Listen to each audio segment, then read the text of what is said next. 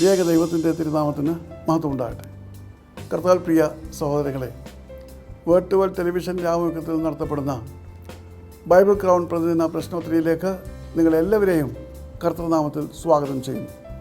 നമ്മുടെ ഇന്നലത്തെ ചോദ്യം, തൻ്റെ മകന് യോഹന്നാൻ എന്ന് പേരിടണമെന്ന് ആരാണ് സക്കറിയ പുരോഹിതനോട് പറഞ്ഞത്?